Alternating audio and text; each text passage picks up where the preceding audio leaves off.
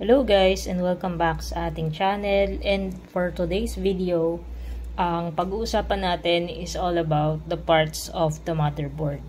I guess kung napanood nyo kung sinusundan nyo yung channel ko, meron akong parts of the motherboard topic, but that was I think 5 years ago. So medyo luma na yon. And ang diniscuss ko pa dun is the old type of a motherboard, yung may north bridge and may south bridge pa. So ngayon, ang pag-usapan natin is the newer model, kumbaga, ng mga motherboards. Pero itong motherboard ko is just a simple micro ATX standard motherboard. Okay? Pakita ko lang yung mga parts and kung para saan yun, okay? So, umpisahan natin dito sa motherboard ko. This is a micro ATX motherboard. Ang brand niya is Ramstar RS-A88MP. Okay? So, ngayon, of course, ang una-una nating i-discuss is the CPU socket. So, itong CPU socket niya is right here. And ito yung pinaka-brain ng motherboard. So, itong klase ng motherboard na to is dedicated only for AMD chipset. Hindi siya tumatanggap ng Intel or Intel Ultra. Okay?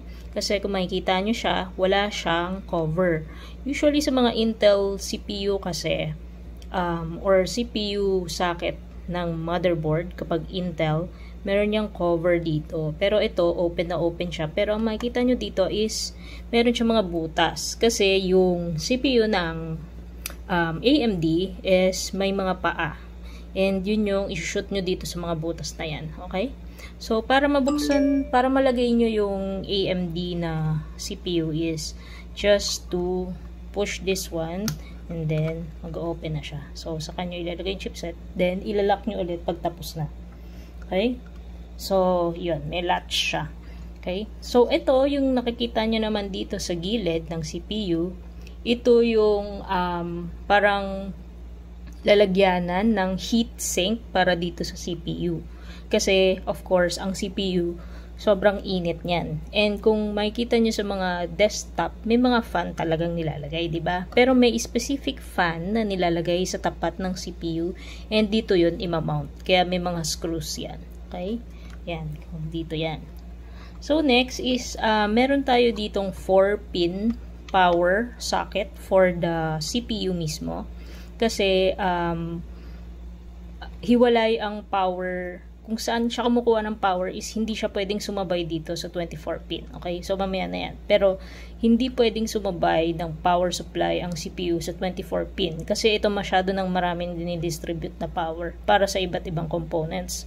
So, ito is specifically for this CPU. So, kung bibili kayo ng power supply, dito nyo ikakabit yung 4-pin power socket. Okay?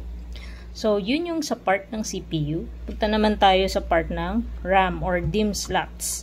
Ito yung, dito nyo ilalagay yung RAM nyo. So, usually, meron yung specific na type or model ng RAM na pwede nyo ilagay. Ito kasi is just very basic or lower model ng motherboard. So, DDR3 lang yung tinatanggap nito. So, merong DDR3, 4, and 5. So, ngayon, dalawa lang yung slots niya. So, mabibilang nyo yung slots just by seeing this, no? Ito yung kanyang lock. So, dalawa lang yung pwede nyong ilagay na RAM dito. Okay? So, minsan kasi pwedeng 4, no? Pero, usually, since yung mga RAM naman natin is malalaki na ang storage, hindi katulad dati na 2 gig lang or 4 gig lang. Ngayon, kaya nyo nang bumili ng isang 32 gig na RAM. So, sapat na yung dalawang slots. Okay? So, sunod naman is the 24-pin power socket. Ito yung 24, yung mahabang ganito. Dito nyo isasaksak yung power supply. No?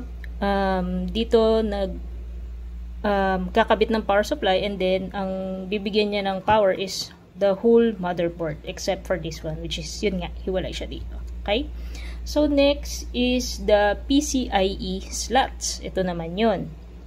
Kung makikita nyo dito, meron niyang nakalagay na PCIe number.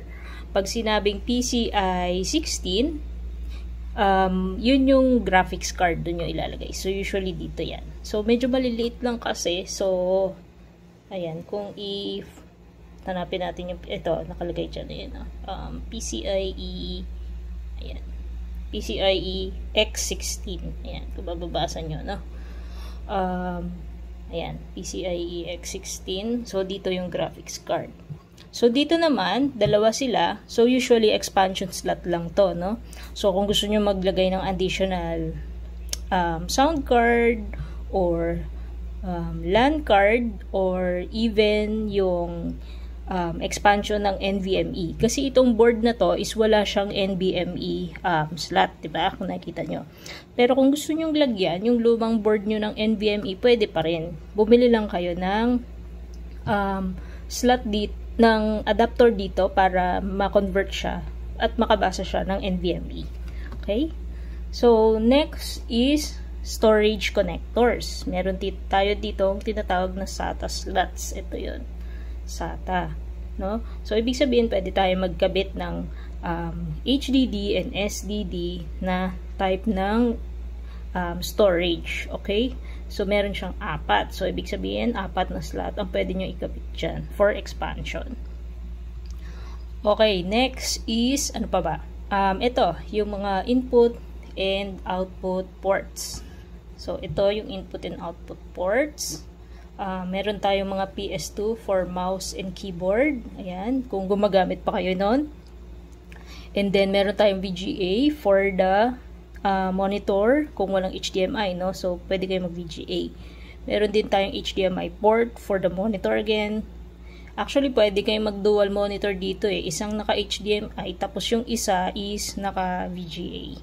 Okay? So, next is USB ports. 4 yan. Wala lang siyang USB-C, no? Kasi medyo mababang klaseng motherboard lang to. And then, we have the Ethernet port. And then, we have the audio sockets. Dito yung mic, dito yung speaker, din dito yung additional sound system nyo. So, usually, ang ginagamit lang naman dito is yung pink and yung green. Dito yung mic.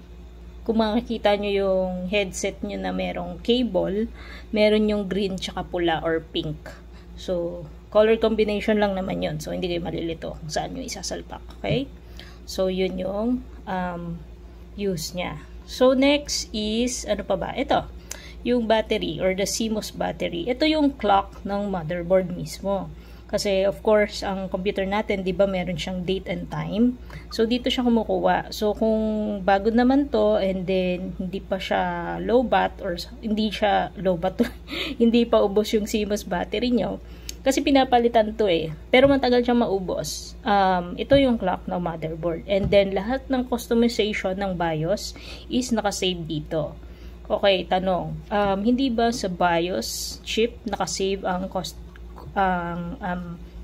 mga settings ng BIOS? Hindi. Dito siya nakasave. Okay? So, once na masira to or bawala to, maubos or whatever, kailangan yung palitan. Kasi nandito lahat. Okay? So, ngayon, hanapin naman natin yung sinabi ko, which is the chipset, no? So, yung chipset, hindi mo siya makikita kaagad. Pero kung babasahin mo tong motherboard, is makikita mo siya dito. Ito. Tapat ko na sa camera. BIOS. Yan. So, ito yung chipset niya. Okay? Next is the slots. Ito yung pinagsasaksakan. Kung meron kayong desktop casing, dito nyo isasaksak yung mga power button, reset button, tsaka HDMI ports ng casing. Dito yan isasaksak. Okay? So, may color combination siya kung ano man yun. Next is, meron din tayong heatsink dito. Ito nagre-regulate. Kung napapansin nyo to, ito. Nire-regulate lang nito yung hangin na binublow ng fan sa loob ng motherboard. So, para evenly na nadidistribute siya. Okay? So, yun yung parts ng motherboard. And, dadagdag ko pala, ito pala usually, hindi to pinapansin pag dinidiscuss ang motherboard. Itong mga bilog-bilog na to in square, yung maliliit na yan, yan. So, nagtataka kayo, ano yan? Diba? So, ang tawag dito is the resistors, capacitors, and inductors. Okay? So, kinokontrol nila yung flow ng electricity dito sa buong motherboard. Kasi, syempre, pag sinaksak nyo dito sa power adapter, of course, sino mag-distribute for different parts of the components. Of course, sila, itong mga to, no? Yung mga capacitors, inductors, and resistors. I think meron akong topic nito sa previous videos ko, in depth. So, PowerPoint yan. So, doon makikita nyo in depth ko ano yung ginagawa nila. Pero yun yung mga different resistors, capacitors, and inductors. Ito yung mga circle, cylindrical, no? And square. And ito, yung mga magkakamukhang ganyan. Yan. Okay? So, ito naman, last is, ito, para ma-mount yung mga bilog-bilog dyan sa gilid. Ito yung para ma-mount nyo lang siya sa CPU case nyo, no? Yan. In each side, meron yan. Para ma-mount nyo siya. Okay? So, yun yung different parts of the motherboard. Sana may natutunan kayo today. And thank you ulit sa panonood. And see you again next video. Bye-bye!